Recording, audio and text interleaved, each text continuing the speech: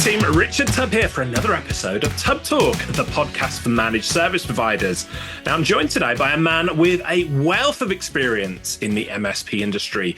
He's been an MSP, he's been a CEO, a SaaS consultant, a podcaster, and he currently serves as the Chief Evangelist for ScalePad, a company that offers a collection of applications to help MSPs launch their growth. So without further ado, Luis Giraldo, welcome to Tubb Talk. Richard, it's such a pleasure and a privilege. Thank you so much for inviting me in for this conversation. And I'm looking forward to the chat. Oh, it is long overdue. I guess before we dive in, let's talk podcasting for a moment. So you're a podcast host as well for ScalePad, your show, MSP Confidential, which goes out live every week, which I've got to tell you, absolutely terrifies me. We were just talking before we came on air saying, hey, if you stumble over your words or say anything wrong, don't worry, we're not live. But when you're doing it live, it's a different kettle of fish. So tell us more about the podcast.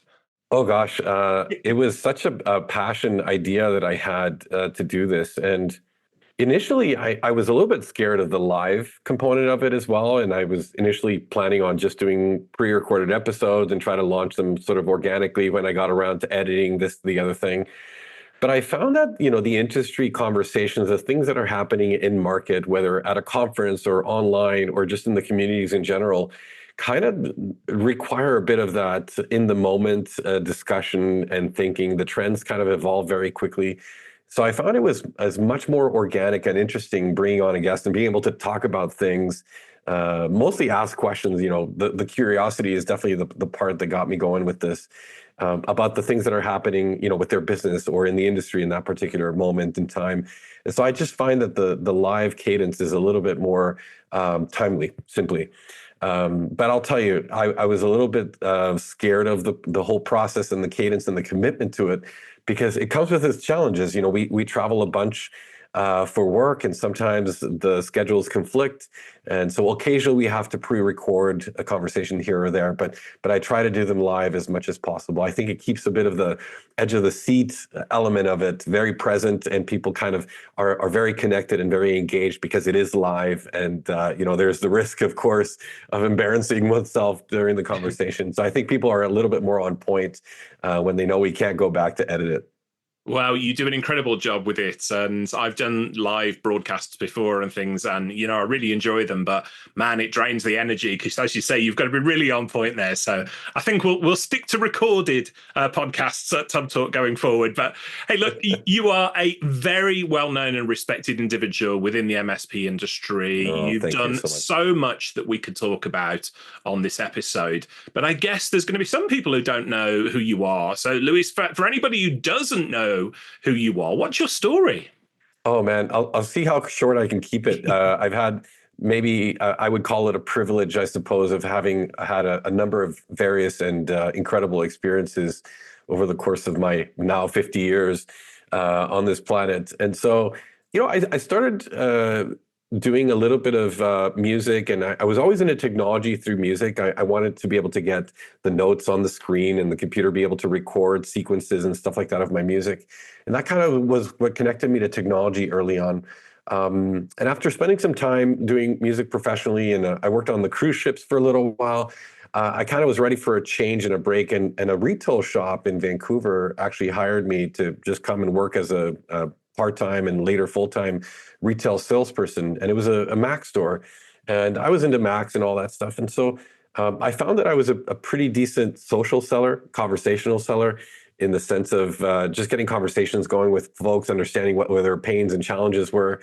And so that was kind of my intro to be a little bit closer to the technology industry altogether. But because I had the music background, they encouraged me to pursue a certification in Logic Pro, which is Apple's music production software.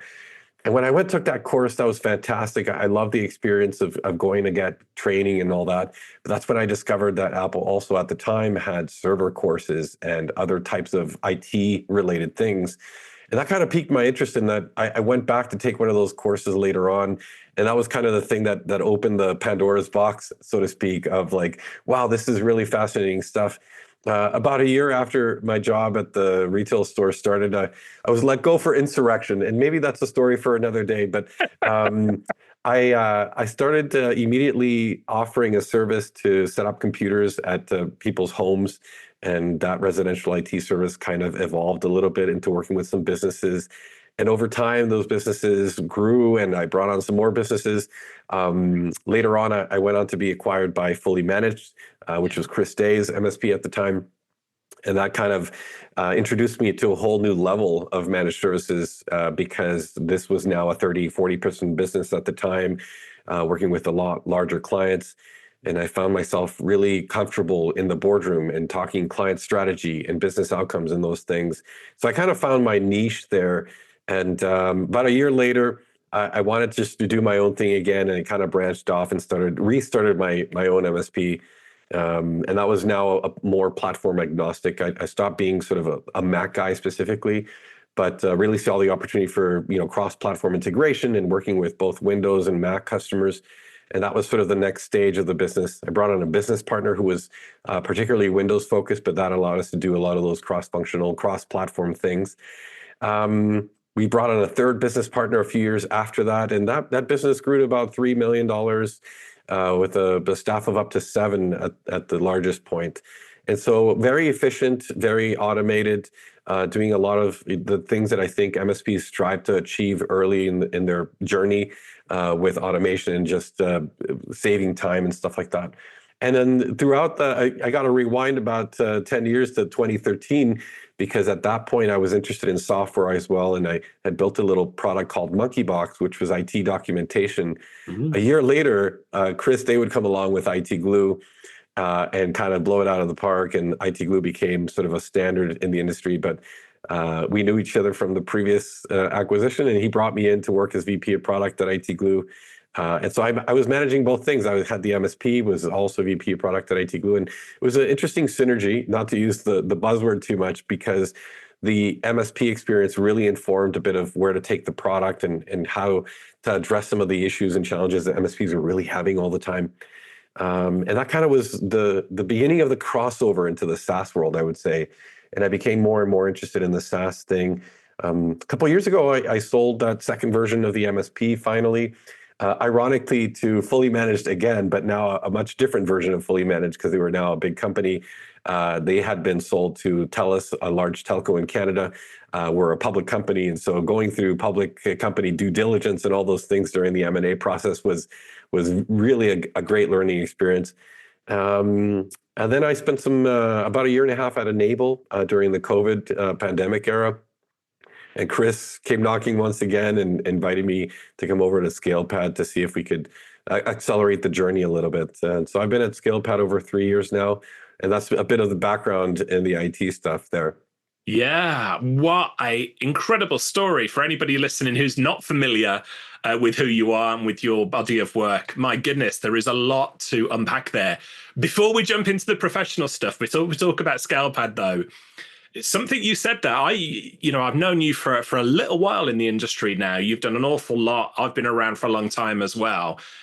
There was one aspect to your life that I knew absolutely nothing about, and you sort of dropped it on me just before we went on air, and you mentioned it during your story there, but that's the musical side of things. So you were a professional musician at one stage. Tell us more about that. Indeed, yeah, that's kind of where all my professional interests started early on. I was a late bloomer in the music industry in the sense that I didn't really start playing with any kind of seriousness until about the age of 15. But I really took to it. I had the musical ear. I was creative. I wrote songs, and so I had a high school rock band. I went on to play with a couple bands in college as well. And then went on to have a recording contract with another band, a Colombian rock band that was now quite popular, because the lead singer, Andres Cepeda is his name, is now a multi-Latin Grammy award-winning solo artist. And so it was an interesting thing to reflect back on, sort of the origins of even his career as a solo artist. But we spent a couple of years working with that band and touring and recording. And then one of those experiences actually brought in some producers that were at the time Shakira's guitarist and bass player at the time. And so they would later recruit me to come play with Shakira on tour for about 6 months in late 1996. And that was a fantastic experience as well. I got to be on tour playing in sold out stadiums and things like that. And so it was interesting to go from, the small rock band neighborhood type of thing at small venues and stuff to suddenly being in front of a crowd of 30 or 40,000 people at any given time. So a lot of fun, a lot of stuff like that. And then I moved to Canada. I had this really strong interest in audio engineering, and I wanted to make the move.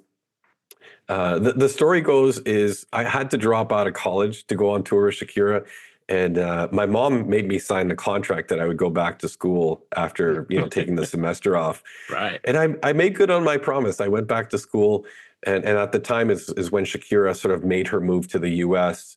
The band was kind of left behind. She couldn't bring everybody with her.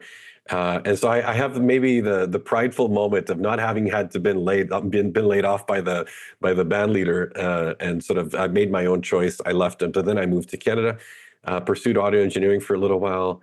Ended up working on cruise ships, playing music, jazz. I got into jazz in about the 1999, 2000. And I've continued doing some recording stuff ever since. I still go into the studio every so often, every 5 to 10 years, it seems like. But just launched a new album on November 1st that dropped on all the digital platforms. And so that's there for people to listen to. So that's been a bit of a interesting tangent and fun, exciting part that is just part of my being, my reason of existing. I don't think I'll ever sort of remove that part of my life. Yeah, I am absolutely in awe of your story there and what you've been up to. We often have people on the show here, and I'm in the habit of referring to people as rock stars within the MSP industry. So, they're a rock star. But we've got a legitimate rock star here with us today, Luis. Incredible story. And for anybody who wants to check out the music side of things, so what's the name of the latest album? Where can they find you online for that sort of thing? Yeah, it's just under my name on Spotify or Apple Music or YouTube Music, Luis Giraldo. And the latest album is called I'm Old Fashioned. And although I play piano, for the last few albums, I've only sung. And so on this, the last couple of albums, I had a fantastic, at the time, New York-based pianist, Ben Patterson, with a great set of side musicians, Chris Flory on guitar, who else? We had Ed Cherry on guitar on the organ record, Neil Miner on bass. Just incredible musicians, and so it was one of those dreams that I had. I have a good buddy back in Vancouver who is a jazz record label owner, and I'd been on his case about producing a record for me. And so, we make the joke that he hates singers. As it turns out, he just hates bad singers like me. And so, but he was a good enough friend to sort of bring me along to a trip to New York and record at a very prominent studio there called Rudy Van Gelder Studio. He was a famous engineer from the 60s, put out all the 50s and 60s, put all the major jazz records from that area. That studio still stands, and the room is sort of hollowed ground as far as musicians and recording is concerned. So it was a ton of fun, great experience. Which, by the way, is the thing that I find myself doing more and more of these days, is trying to find experiential things that kind of create a new sensation or emotion. Yeah, wow. As I said, I'm absolutely in awe. Thank you for sharing that. We're going to go and check that out. We'll include a link to Luis's music in the show notes as well. We've not even started talking about managed services yet, but people ask me, I had somebody at an event the other day say, you've done the podcast for a long time now, Richard. Do you still enjoy it? And, it's been going many, many years, Tubb Talk. We've done 10, 15,000 hours worth of recording now. So it's a lot. And I say, I absolutely do. And for these moments, Luis, I've got to say, so I feel like I knew you to a degree anyway, but this podcast gives me the ability to speak to highly successful people in the industry as you are, and get to know the real person behind them, scratch the surface a little bit more. So thank you for sharing. That's incredible. And I'm looking forward to checking out your music. So. Well, I appreciate it. And, I'll be honest, the whole podcasting thing, I think our industry kind of just is built on these conversations and the peer level discussions that we all have. I don't see many other industries that are this highly driven by the peer factor. and the conversations and the sharing of knowledge. And so it's great that you've been putting so much great content over the years and tapping into those successful folks and getting their stories and their learnings. And that was kind of my whole MO with MSP Confidential as well, is I just kind of wanted to tap into more of my curiosity, which, by the way, the older I get, it seems like I just have more questions. And so it's always fun to just bring on people that are out there doing the execution needed to drive their businesses forward, and sort of tap into some of those mindset shifts, some of those ideas and things that they're doing that helps them sort of propel forward. I could not agree more. And one of the reasons that, we try to shine a light on the positive disruptors like yourself. You mentioned Chris Day. There's so many other great people that are in your circles. I love shining a light on these people who are doing exciting things. And it's all down to what you said, curiosity. I turned 48 now. Do you mind me asking how old you are now? I turned 50 this year, in fact. 50 this year. So maybe it's a thing around our sort of age group where we start to become more curious about the world out there. But let's get back to business. So ScalePad, you mentioned, you've been there and done that. MSP, vendor, residential, business, all sorts, everything in between. I mentioned at the top of our conversation, you've held it feels like just about every role within this industry as well. But you're you were the Chief Experience Officer, and you're now the Chief Evangelist at ScalePad. So I guess for the benefit of people who are not familiar with ScalePad, because there's going to be some listeners who aren't, who are ScalePad? How do they help MSPs? Yeah, ScalePad has a number of really fantastic products that are solving those really intricate daily problems that MSPs have at various stages of their growth, whether it's trying to automate a few of the mundane tasks early on in their journey. And by the way, that never changes. The tasks or the things that you need to automate perhaps evolve and change a little bit, but you're always needing to do more and more of that automation to claim back some of the time. But we have products in a number of different categories. We have Lifecycle Manager is our flagship product. This product is what started out as Warranty Master, doing simple warranty lookups. And it kind of evolved into doing software asset management as well.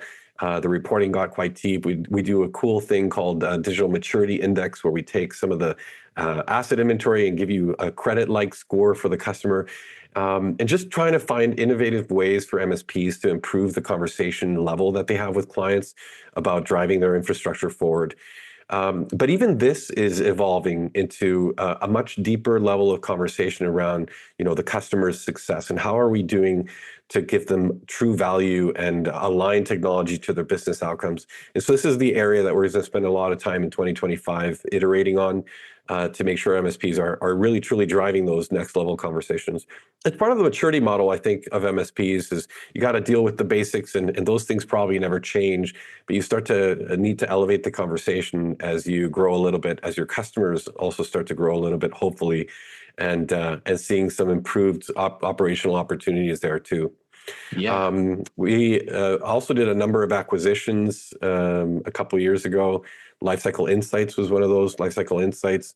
Ironically, I was having a conversation with Alex Farling the other day, who was one of the co-founders of Lifecycle Insights. He was a big supporter of early Warranty Master, and he was telling me the story that he had asked for doing budgeting reports inside of Warranty Master, and at the time the tool was just very specific, and so he went on to build his own thing. To do the thing that he was envisioning, and it turned out to be Lifecycle Insights. And so he made the joke that it would have been a lot cheaper for ScalePad to just have been built the budgeting into the Warranty Master opportunity back then, because we ended up acquiring his company for probably a lot more money than it would have cost to build a feature. So anyways, we had a good laugh about that. But Lifecycle Insights has been an instrumental tool for MSPs to elevate the QBR process, which is very, very important to the alignment of technology, to driving some of those infrastructure changes and upgrades and things like that forward. Among other things, it's not just infrastructure. MSPs are getting a lot smarter about things like compliance, getting things like business outcomes really documented and aligning technology to that. And so Lifecycle Insights helps them do a lot of that. We also have Backup Radar. Backup Radar is probably one of the most underrated products, I'd say. One of the interesting things about being in the software industry that at some point you realize you have to become opinionated, I guess is the best way I can describe it, about the thing that you're trying to inculcate in MSPs to change or drive or evolve. And Backup Radar is one of those interesting tools that forces MSPs to rethink how they've been doing backup monitoring and backup alerting over the last few years. Because the reality is most MSPs grow organically, and these things kind of become a little bit of a web of a mess over time. RTO and RPO management is kind of all over the map, and Backup Radar kind of forces people to be accountable and to put a structure around how they manage backups. But then on top of that, we save them a ton of time by managing all the ticketing noise, reducing a ton of that noise, and saving what is normally 3 to 4 hours of daily backup checks into true, issue reporting when it's needed. So I'd say that's probably one of the most underrated products. We also have Control Map. Control Map has been so popular lately. It's a GRC platform. For those unfamiliar with the acronym, it's governance, risk, and compliance. And many industries are now governed by some kind of compliance framework, and more frameworks are coming into play, even for just baseline security at the country level. Countries are encouraging businesses to align to some kind of framework. And ironically, insurance companies are also driving a lot of the requirement, because they, to some extent, are a little bit more lenient, and authorities are a little bit more lenient when you're aligning to some kind of best practice. And the best way we can do that is by observing some kind of compliance framework in the way that we deliver IT and the way that we help clients address some of those security gaps and challenges in their business. So Control Map is really popular. We have Cognition 360. Which is a BI tool that does predictive analytics on deep PSA data for ConnectWise Manage today. And this is an area where I find MSPs, as they grow, they really start to get thirsty for useful, actionable data. And I find Cognition is probably one of the other sort of underrated products. People always come back to tell me, it's like, this product has given us so much insight into the things that we kind of felt thumb in the wind that might be a problem inside the business, but that we hadn't really been able to put a finger on.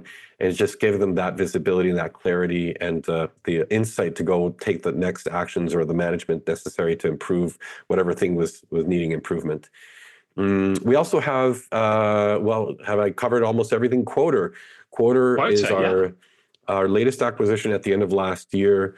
And the interesting, maybe family story around Quoter is that the Quoter owners and co-founders, Mike Walsh and Mike Polga, were also the original developers of IT Glue. And I take the credit for finding them because back when I was at Fully Managed, we were looking for a different quoting solution. And they had a quoting solution, and it was called AppSocket back then. Naming skills probably not that great, but eventually Chris invested in the company.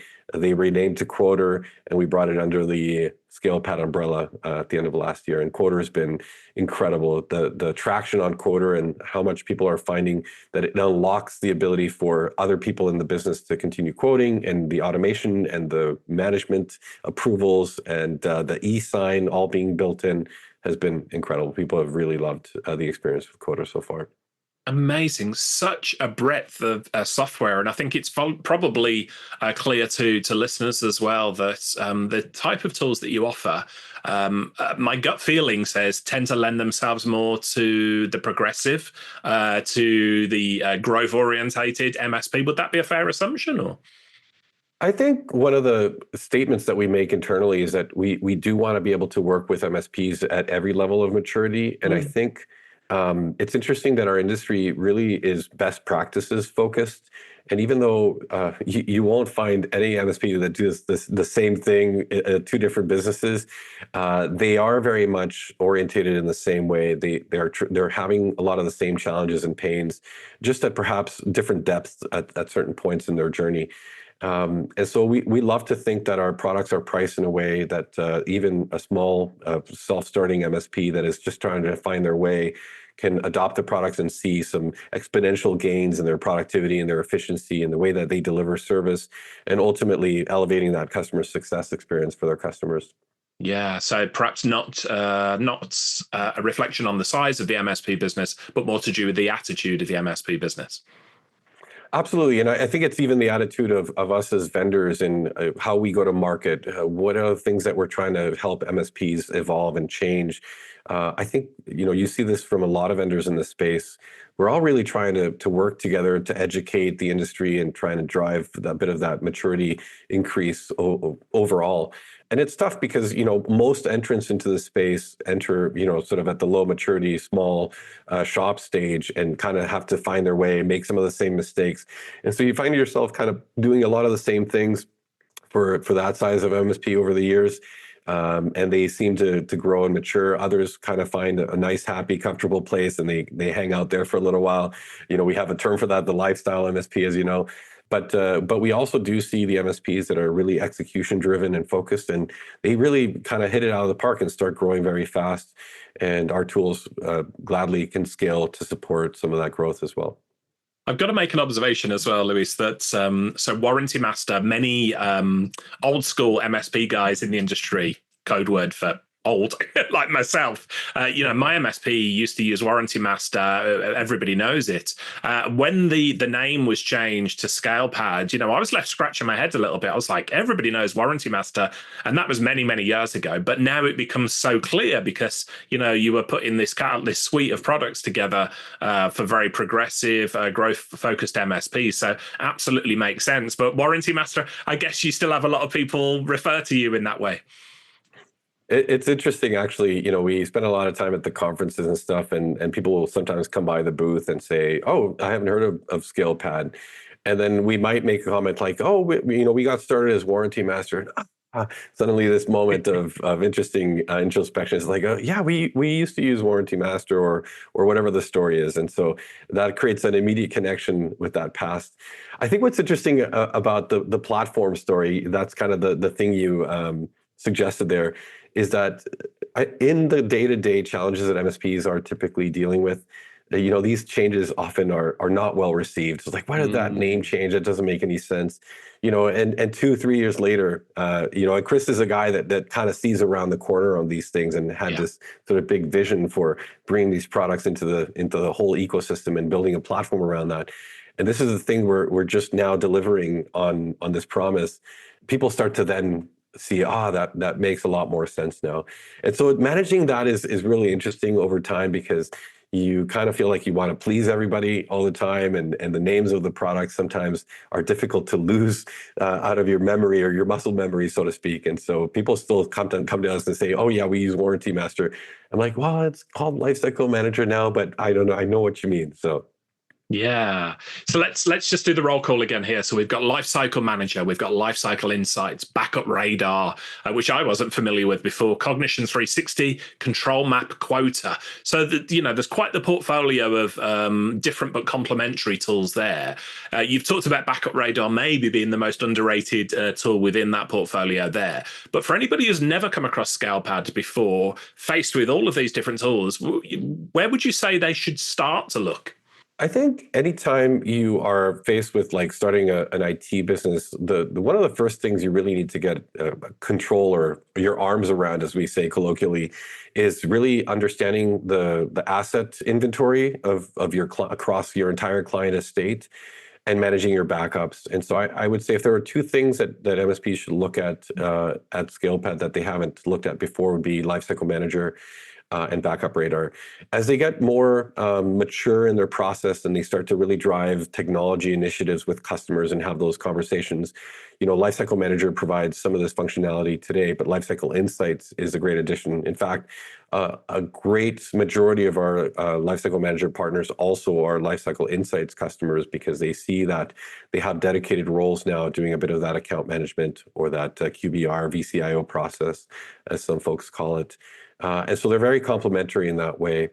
So that would probably be a good place to start. Yeah, absolutely. Let's talk about your role a little bit now. So I alluded to it earlier, but you're the Chief Evangelist now. But prior to that, you were the Chief Experience Officer at ScalePad.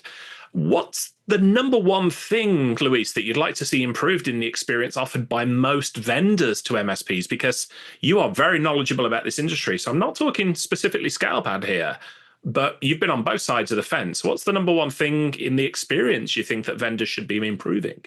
Yeah, I think the mantra of the CXO role was really one of connecting the experiences between the sales and marketing team, and then the partner onboarding team, and then the customer success or partner success team, and making that as smooth and great as possible. I think in the bigger scheme of the industry, anytime that we can create meaningful conversations and connections between vendors and MSPs, I think this ultimately improves the experience for both sides.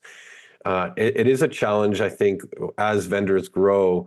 I think MSPs grow a little bit farther apart because they like, and this is maybe perhaps my own experience, but I see a little bit of this out in the market too, is that MSPs love the small vendors because they're responsive and quick and iterative in their functions and feature development.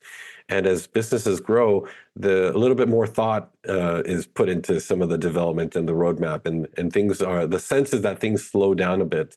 And so MSPs start to get a little disconnected from the vendor at that point. And then when the vendor finds themselves needing to grow more seriously, then they bring on sales teams. And the MSPs all seem to hate talking to salespeople. And the newer generations just want to kind of buy on their own and do some of this sort of self-purchase experience to some extent. And so I think maintaining that creativity of the connections, of the meaningful conversations throughout, is probably the thing that improves the experience the most. And it's a two-way street. I think this is not just on the MSP vendor or the MSP themselves to drive personally, but it's an expectation that I think both sides should set and work together to try and achieve as much as possible. Yeah, and again, you've been on both sides of the MSP and the vendor fence. What would you say is the biggest misconception that MSPs have about vendors like ScalePad? Because there is quite a lot, isn't there? I don't know about misconceptions as much as maybe a lack of understanding. Okay. I would say that they don't believe in correct things about the vendor necessarily. Perhaps they just don't know enough about the vendor. I bet I'm at Evolve in Portugal at the moment, and there was a great talk this morning by a gentleman called Ben Hanlon. He was talking about messaging actually for a little bit. And I think vendors, we often overcomplicate the message. And I think that makes it difficult for MSPs to understand what it is that we do that solves the specific pain or challenge. And so I think a way to improve that experience potentially is for us to simplify the message such that you can describe something with a one sentence. And he gave this example of, movie sentence descriptions where people immediately, like within 2 words of the sentence, people were already calling out the name of the movie. And it's because they're so specific and so accurate to what the movie was that it just made a ton of sense. So is a great metaphor for how simplifying the message can do wonders for how people take that away and understand what you offer potentially for them. Yeah, and I'm fascinated.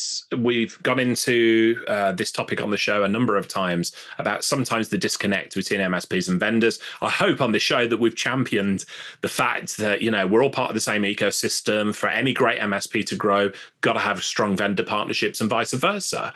So what would you say is the one thing you think the typical vendor doesn't fully appreciate about the life of an MSP? Because you've been an MSP. What would you say to your fellow vendors? There's been this talk of, I suppose the best way I can describe it is MSP DNA.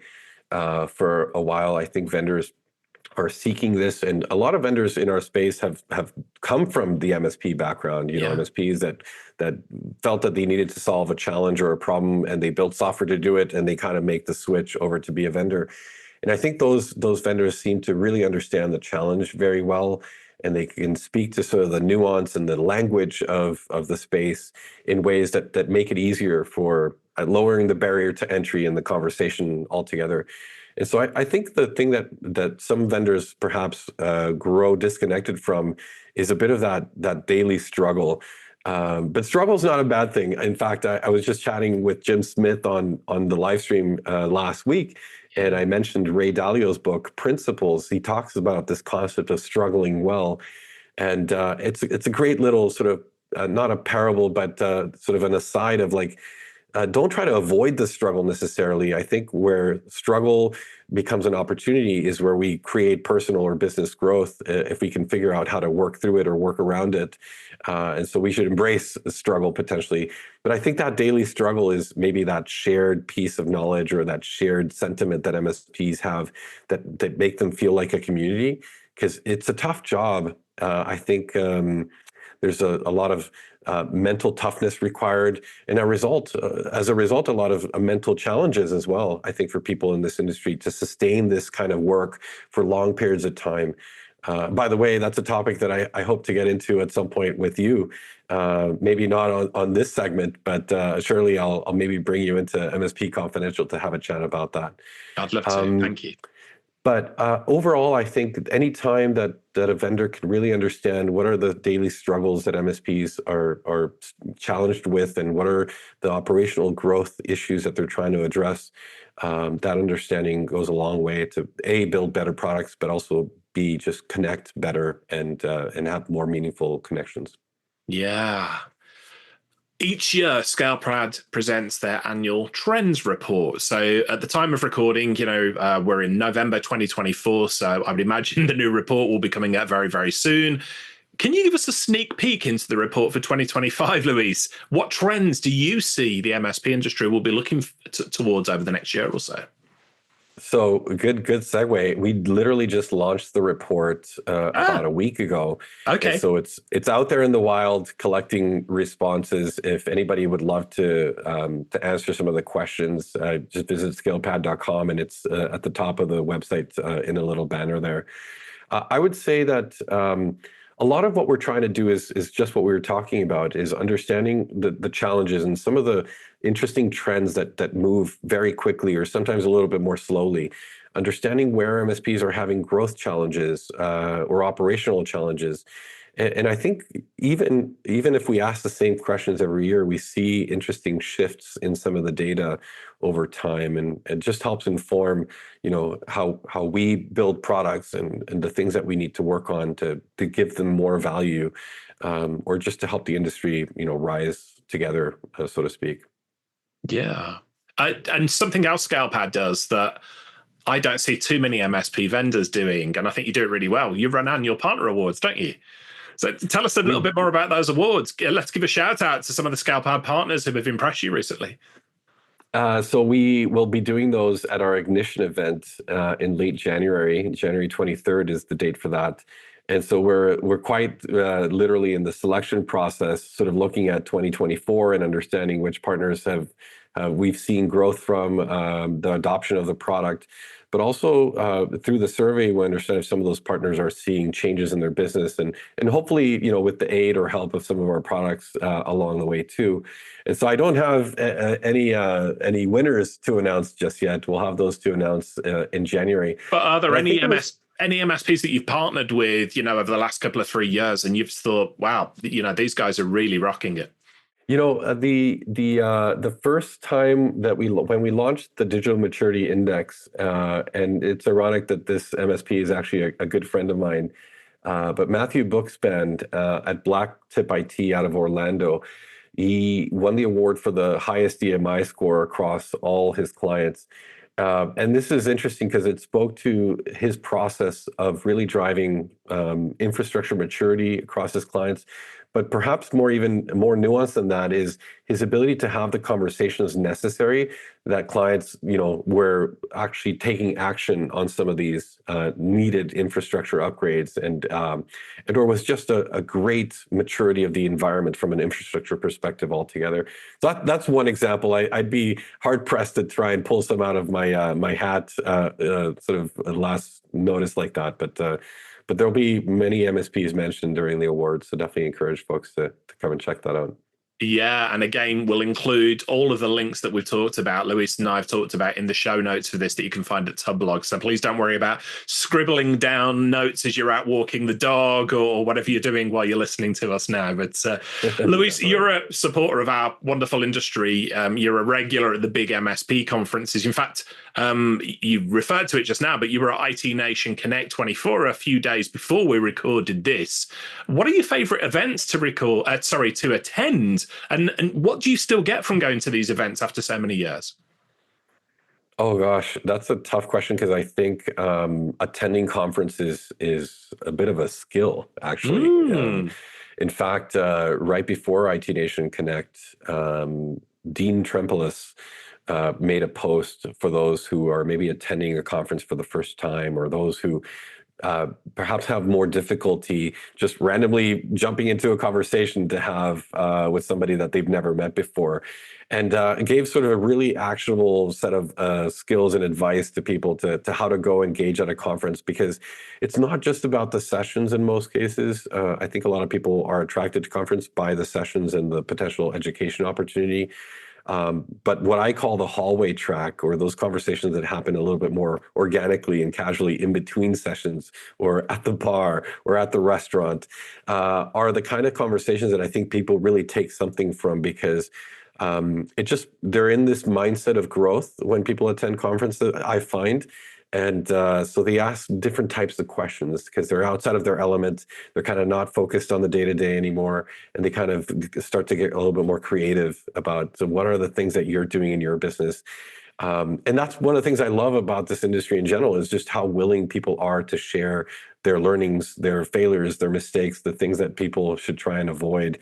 And there's so much community content presented at events like IT Nation Clinic, where people that have submitted a session or a talk on an interesting topic are selected. And they're folks that are MSPs and technicians and engineers.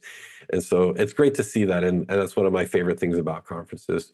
IT Nation Connect is a must attend for me every year. I love Enable's conference as well, Empower. I find that Enable works with some really high maturity partners. They have some really big MSPs, and they are doing things a little bit differently. And I love Enable's focus on sort of what got you here may not get you there. And they're kind of always trying to drive sort of the introspection around growth and what do you need to do next to sort of move to that next stage. So I really love that conference. But that's sort of some of the big shows that are out there. I also love the small gatherings. As I mentioned earlier, I'm at Evolve, and Evolve is ConnectWise, this peer group arm that was born from HTG, the business that Arlen Sorensen had started years ago. Yeah. And I love the smaller group setting, because you can really get into some engaging conversations that are just a worlds apart from perhaps a little bit more of the superficial passerby conversation that you do at a conference. And so I love that opportunity to really get deep on a topic or a conversation or an issue, and kind of explore and ask questions. This is maybe where my curiosity plays a bit of a role. I just end up just asking more and more questions, and maybe prodding to people's discomfort at times, perhaps. But I love that part of the small group setting as well. I love road shows, the chance to get into a city or an area where perhaps the typical large conferences don't go to, due to facilities or infrastructure or what have you, are a great opportunity to see people that normally wouldn't get out to a large event for budgetary reasons or just travel constraints sometimes. And so I think all levels of those things can be a lot of fun to attend. Yeah, and again, I'll give a shout out to HTG. We've mentioned HTG and Arlen so many times on this podcast here. It was a real influential aspect of my personal and professional development. My MSP was a founder member of HTG 11 in the UK, and of course now is known as Evolve, as you talked about. And I can't recommend it highly enough to any MSP listening. Peer groups, that type of close-knit sort of community, really, really powerful, isn't it? It really is. And a shout out to Greg Lally as well, who has sort of led the IT Nation business unit, which sort of has the Evolve go-to-market function as well. They really do a good job around the community and getting the peer groups together and facilitating, really providing structure and accountability around them. And so they just do a great job. I didn't know you were one of the founding members. That's actually fascinating to know. That's great. We've done a few podcasts around. I'm old school. I still call it HTG because I just can't, like the muscle memory, as you said about Warranty Master, can't get it out of my head. But Evolve, I can't speak highly enough about that the whole process. Really, really good. And of course, what that group is has just ballooned over the years to impact so many people. But really, really strong group. Love those guys. Yeah, I don't want to not mention a few of other peer groups that are really doing a great job. Sean Walsh and Dave Kava from Encore Strategic run some incredible peer groups as well. Pax8 runs some incredible peer groups. I think just this is the thing that I was saying earlier, that our industry is so peer driven, and it's so insightful to get sort of a bit of that accountability from your peers that are going to keep you honest and keep you accountable to some of the goals that you're setting. But B, just the ability to see inside of another person's business that intimately, I think, is such a leg up for anybody trying to grow operationally, grow their sales and marketing role, or any part of the business, that I think is just invaluable. And I love that about our industry. I think peer groups are just a fascinating way for us to all grow together. Yeah, and still on the topic of community, one community we've not mentioned yet that you're a big part of is CompTIA. So you're the vice chair SaaS Ecosystems Advisory Council for CompTIA. So how's your experience been of being a part of the CompTIA community and serving as a vice chair? Oh, I've loved it. I think, I had an early exposure to the concept of community through a gentleman that was in my Vancouver area when I joined the Apple Consultants Network for the first time, and popped up on the locator there. They have this locator on the web. That's one of the benefits of being a member. I get this random call from this dude in Vancouver, would be like, "Hey, just saw your name pop up on the locator list. Who are you and what you doing?" And it was literally that out of the blue. His name is Mark Cohen. At the time, he had a company called Third Stone, and it was just the kind of thing that kind of rocked me off my shoes, because I didn't expect it, but B, he was truly just in this very giving mentality of like connecting with other people, like-minded interests. And he kind of became a little bit of a angel on my shoulder as I was trying to go and do new things. He was my phone a friend call whenever I messed up a server install or things of that nature. And we went on to do some collaborations together after that. And so that kind of was the early stage of community being really driven into the whole mantra of my go-to-market. And CompTIA was one of those areas that I thought, what a great thing that this group is working together with people from all over the industry, various vendors, various MSPs, or other channel professionals coming together to try and solve problems together. Oh my gosh. So MJ will probably kill me for making this comment. He's going to roast me for sure. There's a joke that goes around that's saying, if you want something to take longer than it should, you give it to a CompTIA ecosystem advisory council. But I think what I wanted to say that jokingly to say is, a lot of people don't really notice what happens behind the scenes, which is literally sometimes competitors working together to try and drive the industry forward and raise the baseline of what people are able to do out in the market. And I love that part of that collaboration. And I think it creates a bit of that same community and unity around the vendor space, which is equally important. A lot of us are at the same events and conferences time and time again throughout the years. And I think this vendor community makes it so that if I hear from one of our partners that they're having a problem with a vendor that I know, I'm going to give them a heads up, be like, "Hey, I'd like to introduce you to this partner. They mentioned they were having a challenge," and try to solve some of these issues together. And I love that about sort of the vendor space and that opportunity that CompTIA brings us to connect in that manner. But the work that we're doing, you mentioned the SaaS Ecosystem Advisory Council specifically. One of the things that we've seen changing a lot over the years, of course, is this transition from perpetual software to subscription-based software, and the buying process needing to, I guess, mature and evolve a little bit for MSPs. We talk often about the shiny object syndrome in our space and how easy it is to be distracted by tools and sort of lose a lot of your focus and execution drive by just trying to change tools here and there. And so one of the things we created was this buying guide for MSPs, or anybody really out there looking at acquiring new tools, how to sort of assess and understand, what are the things that I should be thinking about when I'm trying to bring on any new tool onto my stack. And I remember this very specific conversation, and I love this so much. We were talking about how none of us vendors in that room want a quick sale any more than the next person did, because it just creates sort of a bad experience for the partner. If they bought something that they didn't understand well and they end up churning, it's not great for the MSP. They wasted a bunch of time. It's not great for the vendor.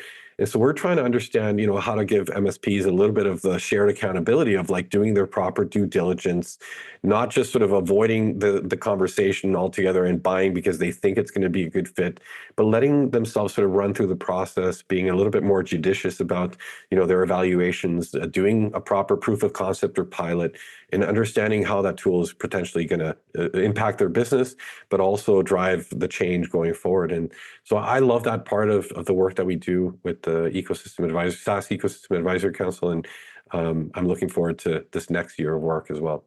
Yeah, I mean, we gave a shout out for HTG Evolve as it's now called. We've given a shout out to some of the other communities. CompTIA has been another really influential one on my career. Big part of CompTIA here in the UK. Absolutely love that community, and I've got to say I agree with everything you said. And sometimes for people outside of our community, outside of our industry, it can be quite jarring or shocking. So I was at an event, Luis, here in the UK. I was invited to do a fireside chat about my business journey, and I happened to mention communities like CompTIA, TechTribe, others, where competitors work together for the betterment of the industry. That whole idea of a rising tide lifts all boats. And there were some people in the audience came up to me afterwards and were like, "So you get together with your competitors?" I was like, "Yeah," and it blew their minds, because we take it for granted almost within our industry.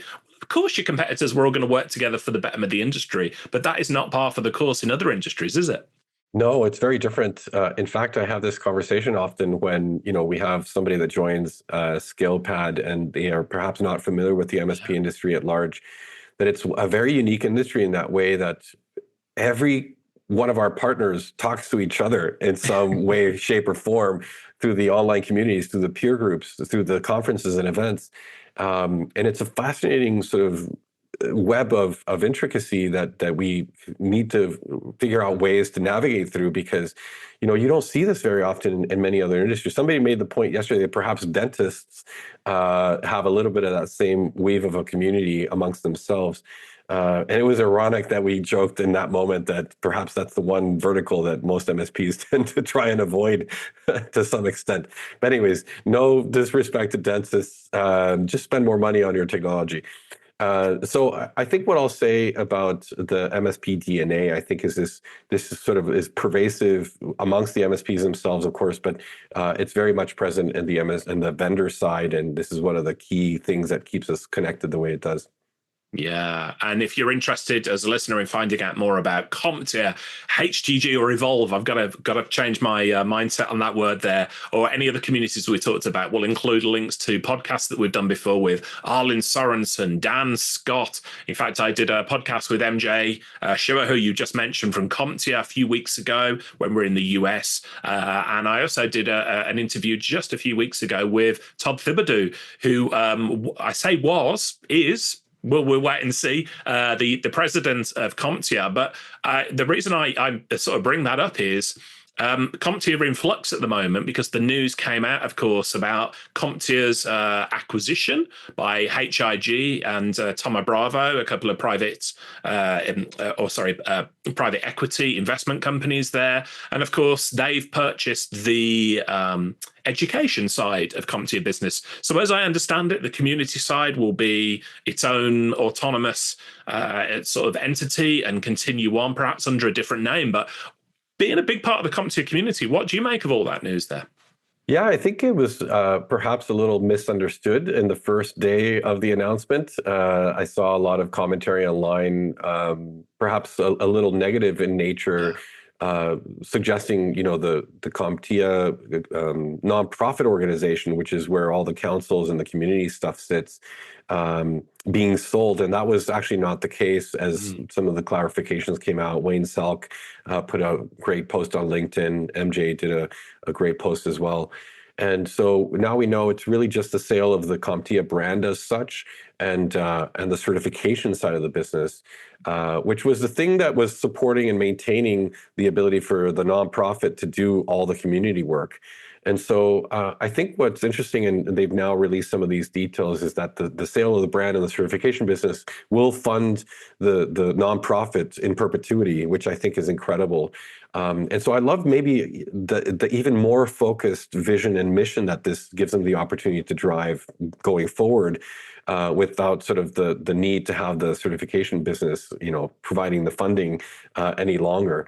And so I think this is going to be a potentially great opportunity for whatever the new brand is, after they finally let go of the CompTIA name.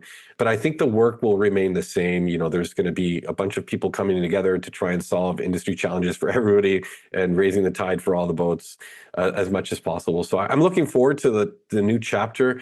They say that the only constant is change. Oh, yeah. And I think I'd like to think that I'm one that can embrace it. And I'm excited for the opportunity for both CompTIA and, of course, whatever work we can continue doing for the industry as well. Yeah. Well, on that subject of change, you've obviously changed your career a number of times. You're a rock star musician, you've been an MSP, you've been a CEO, you've been on the vendor side, now Chief Evangelist. You've done so many different things. Can we talk about resilience? So it feels to me as though you're somebody you've already said very curious. So you probably thrive on that curiosity, but there's got to be an element of resilience in there as you constantly shift from one new thing, to another and learning. So, constantly learning as you go along. Can you speak to resilience and how do you maintain your resilience in the face of the constantly shifting sands? Oh gosh, maybe a quick story. Oftentimes, I have this list on my phone. I'm using it for a camera right now, so I can't pull it up. It's a list of conversation questions, because I often, when sort of the conversation goes a little stale at a dinner or an event or something, I pull out the list and sort of ask people random questions. And it started as a list of dating questions, but they were interestingly very fitting for just any social situation. And so one of the questions in there is this idea of what important life inflection have you had that has been a big pivotal point for you in your life. And one of the things that you have to do when you're asking questions like this of other people is you obviously have the introspective moment yourself to answer the same question. And thinking back, I think there was maybe a time when I realized that I could figure anything out and go and do that and be able to achieve some level of success. And by success, I mean feel like I'm being fulfilled by the role or providing some kind of value back to the customer or the community in some way. All the challenges about change melted away a little bit. And so I often joke that I thrive in the gray area or in the ambiguity of life or in the ambiguity of situations, because I do tend to notice people like to be either black or white on issues of any magnitude. And I kind of love sort of that middle layer where, like, hey, I could go either way.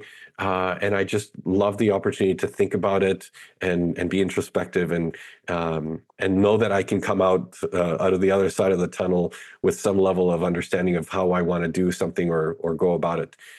Whether it was music or the IT stuff, which I found I had the facility for, or now just understanding all those things have contributed, I think, to the next thing. Obviously, there's never sort of an interesting, stop one thing and start a whole other thing altogether. They're kind of all interconnected in many ways through this experiential living, I suppose. And so that would be it, probably. Yeah. And you and I were texting as friends, I think it was last week or earlier this week before we recorded, just talking about various different topics. You brought up something in there that a couple of guests on the show have mentioned in passing before, and that's stoicism.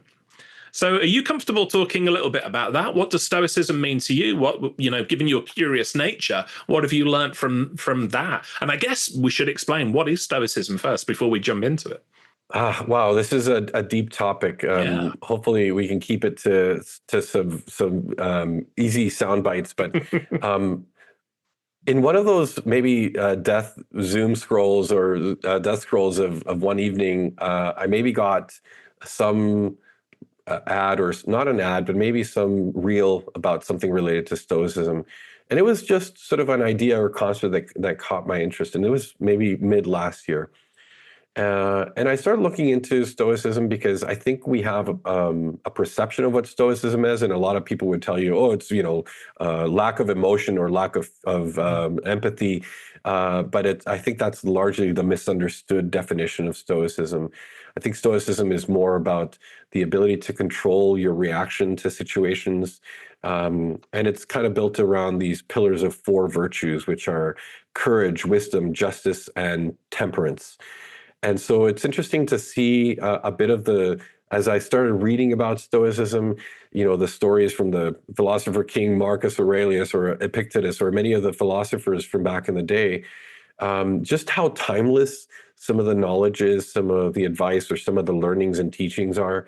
And I made sort of this New Year's resolution at the end of last year that said, what could I do that would guide me through the year consistently, that I don't drop off in the first couple weeks of January, because this is how most New Year's resolutions work. But so I bought this book called The Daily Stoic, written by Ryan Holiday, and it's Yeah. literally a prescriptive day by day. There's a passage from a philosopher, and then Ryan, who's a modern day philosopher, kind of unpacks it a little bit to put it in today's context, and give relevant examples and stuff like that. And so every day I read it, and one of the things I force myself to do is to start transcribing it, because I find I learn better this way. I just process the information a little bit differently. So I read the passage, I transcribe it, and it just leaves me some time to think about it, because it's a short enough nugget of information that you have actually time to process and kind of unravel a bit of the ideas or things that are triggered as a result of that. And so it's been really interesting sort of to see maybe the slow, measured change that I'm experiencing around applying some of the Stoic philosophies to my own life, or when I encounter a situation that normally I may have blown up about previously, I find myself now calmly addressing the situation or reviewing my options and figuring out what the challenge is and how to move past it. And so it's been, I think, a good sense of peace and calm for me over the last little while. So anybody that listens, I'll tell them about Stoicism a little bit. And I have found a few people out there in the channel that when I mentioned it or made a reference to it, they're like, yeah, I read that too, and I love it. And Yeah. it's, I think, a very non-partisan, ideology that gets people just thinking a little bit differently about challenges and how to overcome them. Yeah, I find it fascinating. I was introduced to Stoicism, and then specifically through that Ryan Holiday book that you mentioned, by my great friend Chris Marr, who I must introduce you to, based out of Scotland, here in the UK. And some of the things that are in there really struck a chord with me. One was, and perhaps we could do an entire podcast about Stoicism, and I'm not hugely educated on it, but the concept that if you're comfortable being uncomfortable, you'll never be uncomfortable again in your life. And I'm paraphrasing that, but the idea of, most of us go through our life, and particularly when you run an MSP, I think you're fearful about losing customers, you're fearful about losing the business and that. But yeah, well, you've been there before, you survived, you built it up, you could do it again if you need to. So, that's the way I one of the things I took from Stoicism, but we could talk about that all day. But thank you for sharing your journey on it. And perhaps next time we sit down for a beer, you and I, we can go through that. I think what we'll need to do is maybe a little birds of a feather gathering about Stoicism at the next big conference. Maybe that's, we'll pull some people in for some facilitated questions and discussion around Stoicism. I would be fascinated. Yeah, a conference about future technology. There's going to be a group of guys and gals get together and talk about thousands of year old wisdom. But that would be really interesting. So not to belabor the Stoicism topic too much, but when I was first starting to learn about Stoicism and getting into understanding what these virtues were all about, one of the things that struck me is that they are very much the type of trait that I think is necessary for people in the IT space to manage a lot of the constant change, a lot of the maybe negative sentiment that comes with the category of providing IT support in many ways. And so I remember as AI kind of blew up at the beginning of the year, I went and had a whole 3-day conversation with ChatGPT about Stoicism. And then it kind of dawned on me, it'd be interesting to sort of understand the parallel between Stoicism and IT, And so it just, we started having a conversation about all the different things that are interesting about dealing with, customer issues, or dealing with, a big change in technology that's going to cause some kind of effect with all your customers, and how Stoicism might give you some of the tools to manage that personally. And I thought that was great. I think eventually I might do a presentation for the conference circuit that is around, using Stoicism virtues to manage your IT career, professional career. I think that'd be fascinating. I think there's a presentation and a book in there, my friend. So you've got tabs on that one, I think. Well, now that I've advertised it, maybe somebody else will jump in and try to do that too. But dibs, I call dibs. Dibs on it. That's Luis's there. So let's move things forward. Another hat you wear is Senior Vice President at Top-Down Ventures, who invest in MSP solutions. So let's briefly talk about who are Top-Down Ventures, what do you do, and how do you find that role there? Yeah, so Top-Down got started, when Chris had his exit from IT Glue and was interested in continuing to invest back into the MSP community. And it's a space that obviously he knows really well, having run an MSP himself too, but also having had the opportunity to build a tool like IT Glue. And he invested in a number of companies that were early stage. Some of those included Backup Radar and Control Map and Quoter. And those have now sort of come under the ScalePad umbrella. But Top-Down now has actually launched its first fund that's investing in early stage SaaS companies that specifically build products for the MSP space.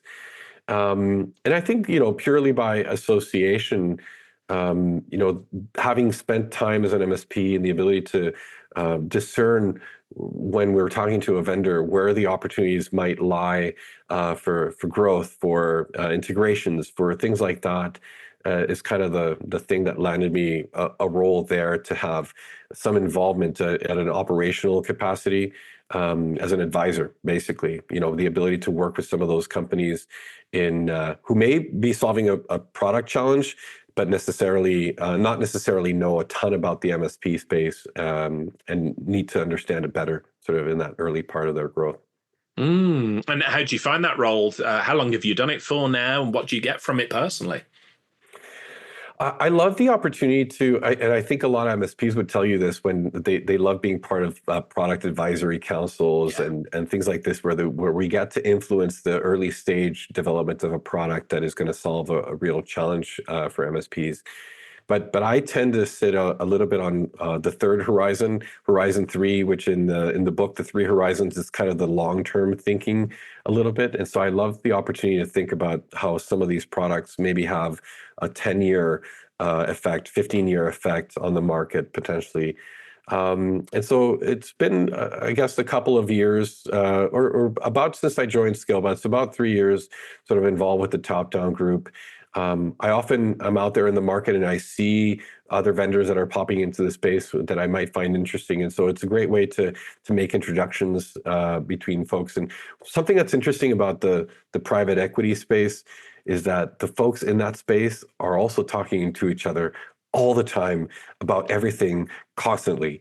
It's unrelenting. And so it's interesting to see, even with early stage companies that they're not invested into, they're constantly doing check-ins and understanding how they're growing and what's changing, because this is also how some of the investment companies get a sense and pulse of the market as well.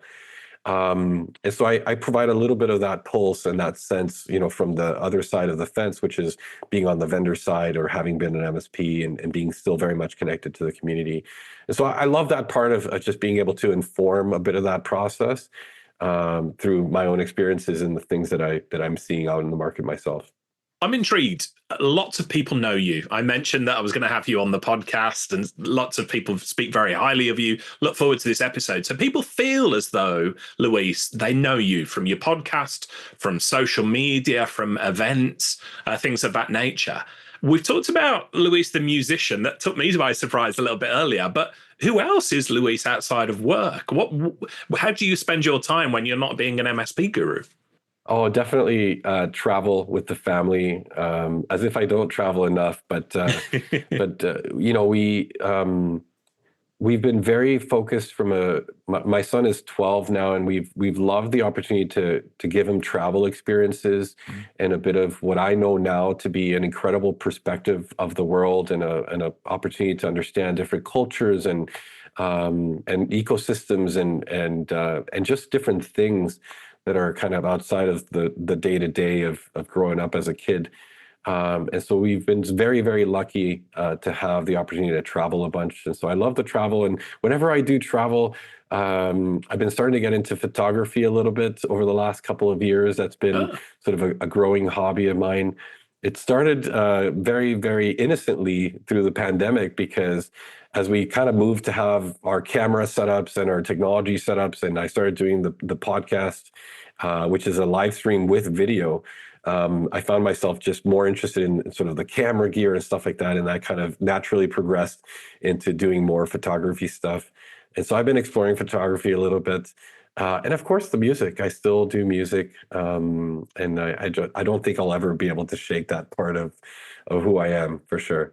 Yeah, very creative person. Do you ever use the site Blip Photo? Have you come across that before?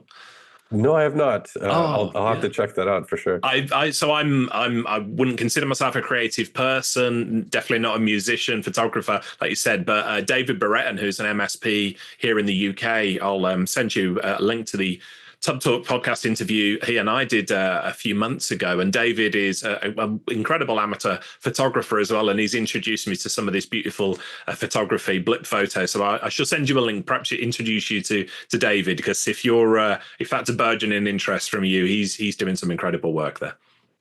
I would love it. And what I find that I've been doing is I go and learn academic parts of photography. So for example, back in February, we took a short trip up north in Canada.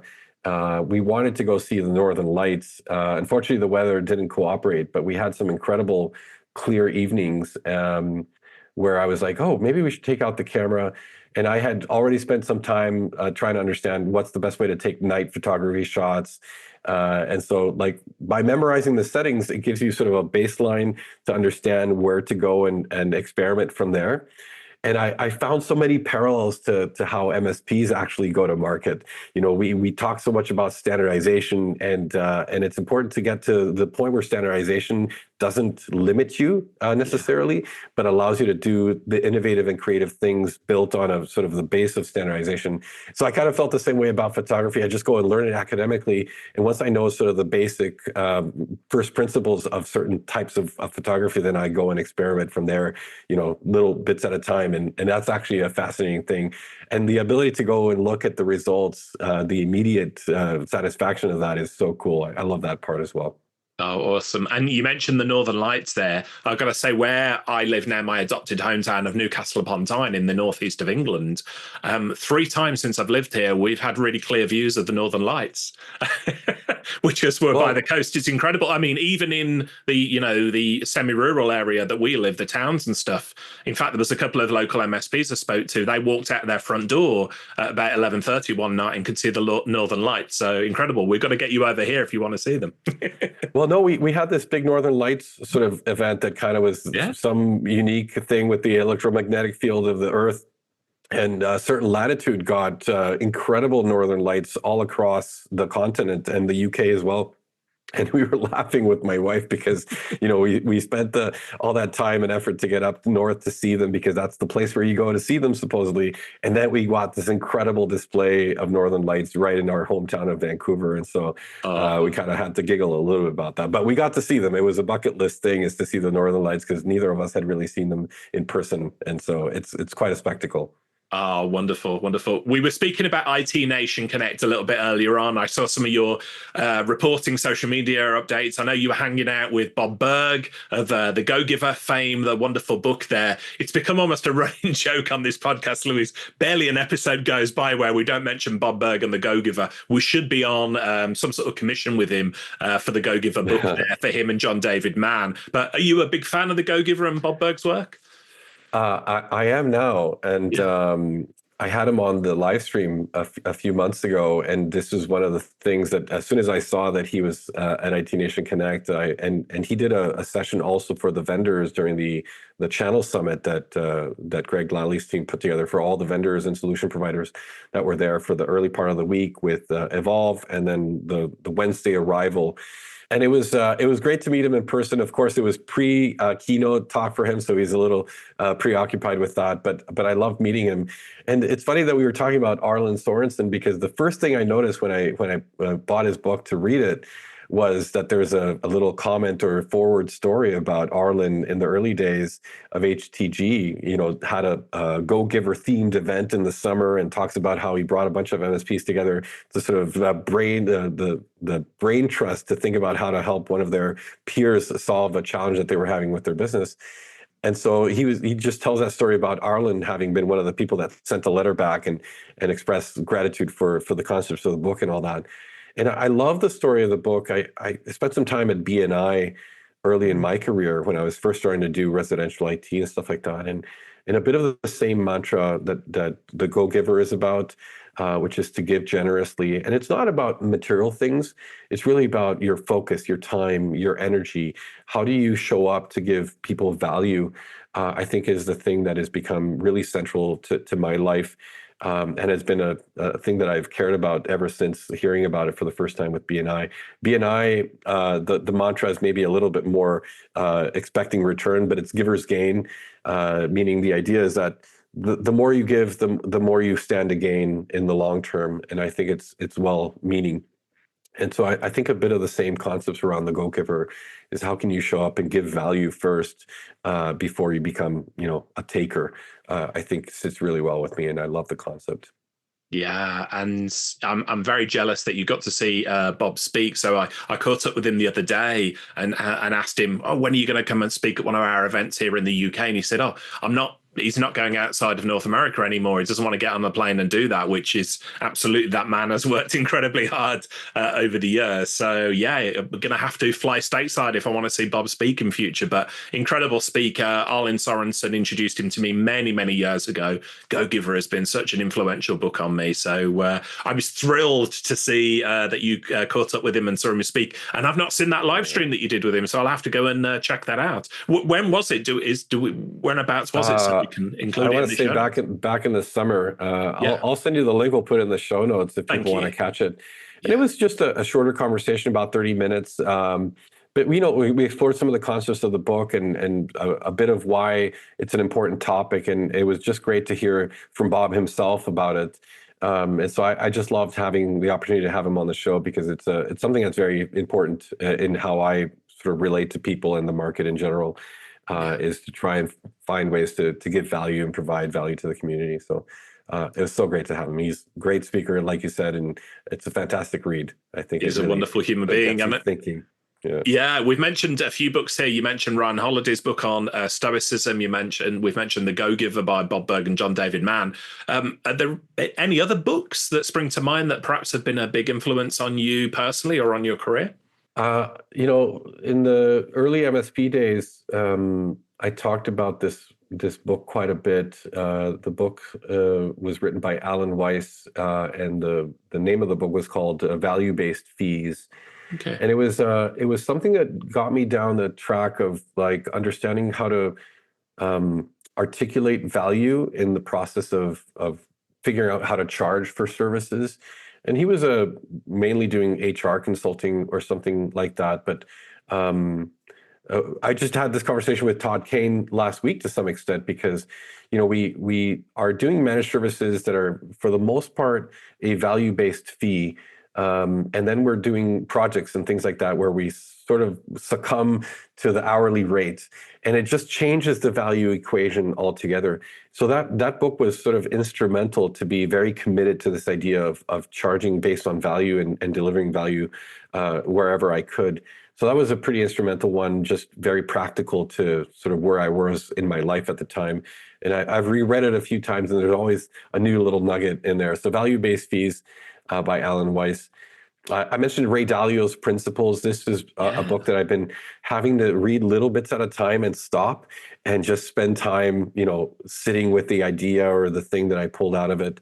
The most recent thing that I've been kind of processing from that book is this concept of struggling well. He talks about, and I mentioned this earlier, this idea of the struggling well principle is that people tend to avoid the struggle, or they see it as a negative part of what they do.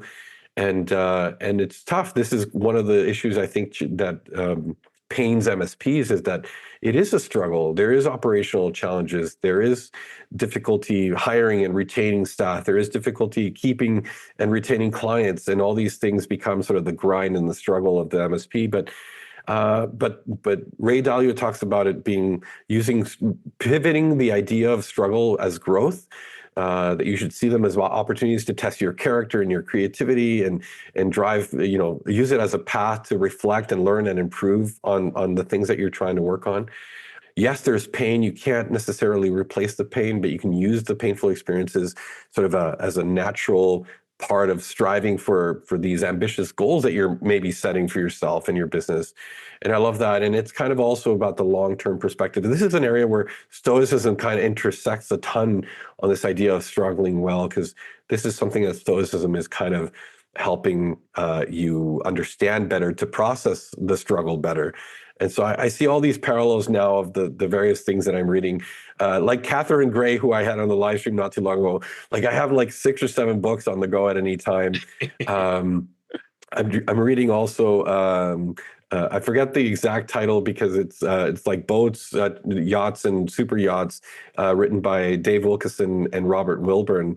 And it's kind of a bit of the scales of operational maturity and the sales and marketing process that kind of MSPs have to grow into over time, and the types of problems that they're working at their different levels of maturities. That's an interesting book as well. It's been a good read. What else? There's always something. I actually have with me, right on my desk here, I have the Pumpkin Plan for managed services providers, because I actually have Dave Kava and Sean Walsh on the live stream in a couple of weeks, or at the end of next week, actually.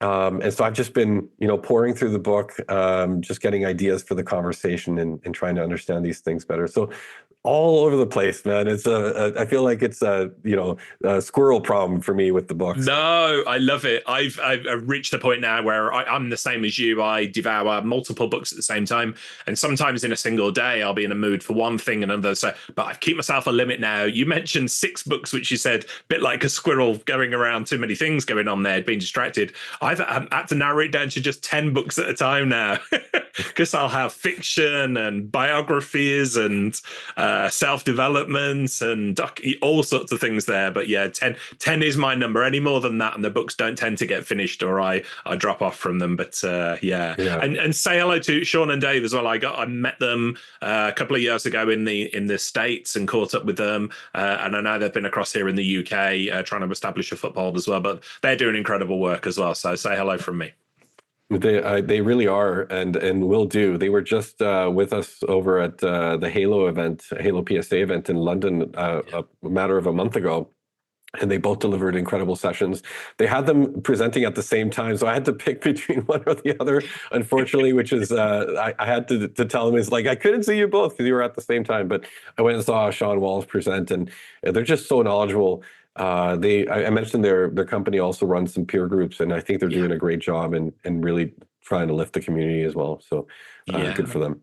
Wonderful. Well, Luis, this has been an incredible conversation. I've just glanced at the time. We've been talking for like 90 minutes already, and I could easily speak to you for another 90 minutes as well. However, you're an important man. You've got lots of work to do. So we'll draw a veil over it at that point. But before we finish, we've mentioned so many different books, so many different resources, peer groups, communities, tools, platforms, all sorts of things. So if you're listening to this, don't worry about making notes. We'll include everything in the show notes at tubblog.co.uk for this specific episode. And let's give another shout out for your podcast here, Luis. So give listeners a reminder, where can they find your podcast? What's it called? How can they consume it?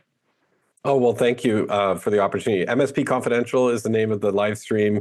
We're on weekly. I post it on LinkedIn, but we have it on the ScalePad YouTube channel. You can just find it by visiting the ScalePad website or just go to mspconfidential.com, and that'll sort of take you right to the landing page where all the previous episodes are.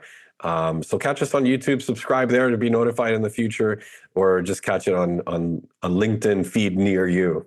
Absolutely. We'll include that in the show notes. And if anybody listening to this episode wants to continue the conversation, Luis, with you individually, where can they find you online? You're not a difficult man to find, I will say.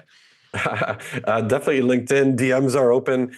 Feel free to jump in there and send a note. I love engaging on any topic of this nature.